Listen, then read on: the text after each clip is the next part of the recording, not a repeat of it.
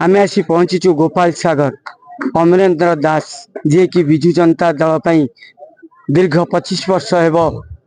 प्रति पंचायत प्रति वार्ड रे बंधु मिलन ठारू आरंभ करी घर घर शंख ठारू आरंभ करी विभिन्न प्रकार विजु जनता दल कार्यक्रम करी प्रति भोटर घरे घरे पहुंची एक परिवार रे पूर्ण करथिले आ एभली एक परिवार गढ़ी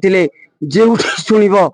अमरेंद्र दास को स्वर गुंजरण हेउथला। आउ आज से अमरेंद्र दास अलोड़ा पलटिचंती जगतसिंहपुर किछि वर्ष हेब अमरेंद्र दास जे कि स्वर्गत विष्णु दास शिष्य थिले। आउ जगतसिंहपुर प्रति गली कंदी तांकर नाम गुंजरण हेउथला। आ विजु जनता दल को गोटे परिवार भली गढ़ी आज से अलोड़ा होती। आउ जहाकू नहीं अमरेंद्र दास घर आगरे हजार हजार संख्यार कर्मी मानकर विक्षोभ चली तेबे कहीं ये विक्षोभ आसतु सीधा सड़क से कर्मी मान सहित पचारि बुझा। मु सुशांत कुमार मल्लिक पूर्वतन सरपंच अलना ग्राम पंचायत नावगाम ब्लॉक। आज जो अमरेंद्र दास अलोड़ा हो पड़ते विजु जनता दल तो आज घर सम्मुख में विक्षोभ प्रदर्शन कर विपुल संख्यार कर्मी कौन रही अभियोग 25 वर्ष धरिक अमरेंद्र दास विजु जनता दल कार्यक्रम को आगे नहीं बेले जगतसिंहपुर निर्वाचन मंडल समग्र पंचायत रे संगठन को दृढ़ीभूत करथिया बेले 2019 मसीह टिकेट दिया गलानी एवं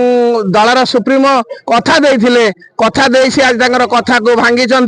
एवं निश्चित भाव 2024 मसीह तुमको टिकेट दिया बोली कही एवं आज शेष में टिकेट को काटी दिया गला। तार प्रतिवाद रे आज जगतसिंहपुर ब्लॉक नावगाम ब्लॉक एवं जगतसिंहपुर म्युनिसिपालिटी हजार हजार लोक आज आपण देखुथिबे राति 12टा हलानी किए तांकर घर छाड़ी के जाउ नांती। अमरेंद्र बाबू आज विजु जनता दल रु इस्तीफा देइछंती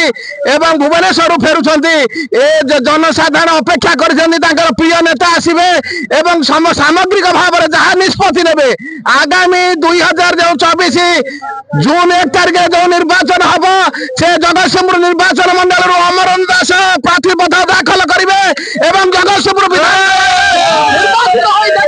नवीन बाबू को पांडियान को बबी दास को जगतसिंहपुर माटी स्वाभिमान माटी ए माटी जनसाधारण चाहते जे संग्राम करुचे जे दल को दृढ़ीभूत कर निश्चित भाव विजयी कराइबे एवं ओडिशा विधानसभा को अमरेंद्र दास को पठाइबे बोली आज समस्त आज संकल्प देते एवं संकल्प कार्यकारी करेंगे एवं आसंता दिन में प्रार्थीपत्र दाखल कर निर्वाचन मैदान को बाहर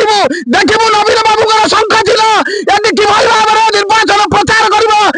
अवस्था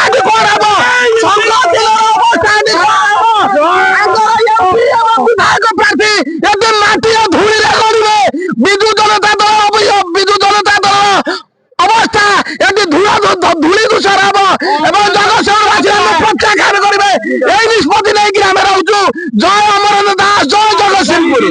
आगामी दिन 2024 निर्वाचन आसूची तो आपनकर जो रही Biju Janata Dal BJD vote BJD सहित सपोर्ट केते रहिबो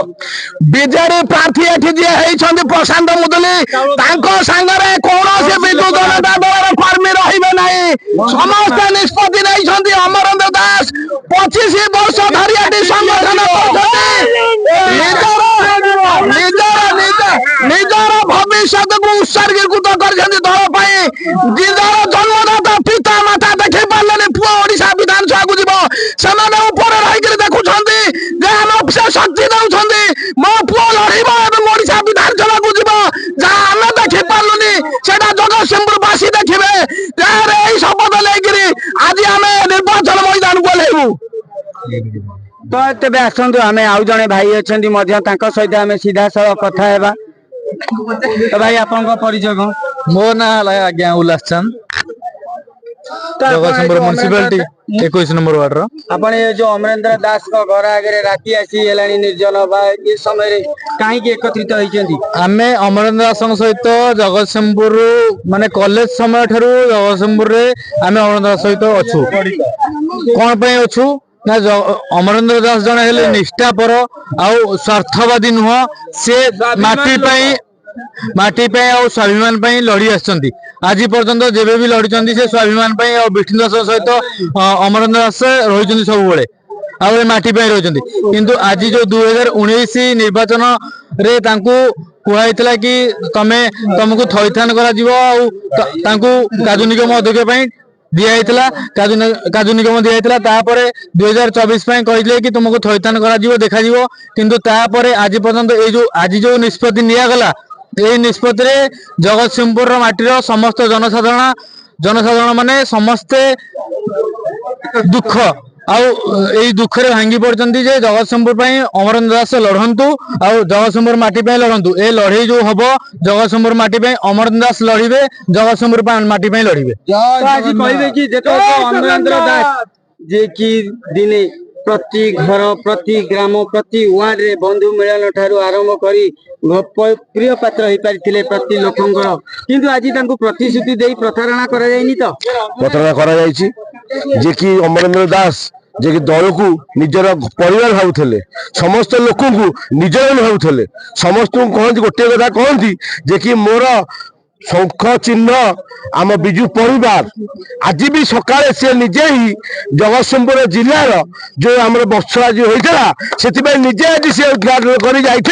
जे कि आम परिवार समस्त एकाठी कर विजु बाबू प्रतिमूर्ति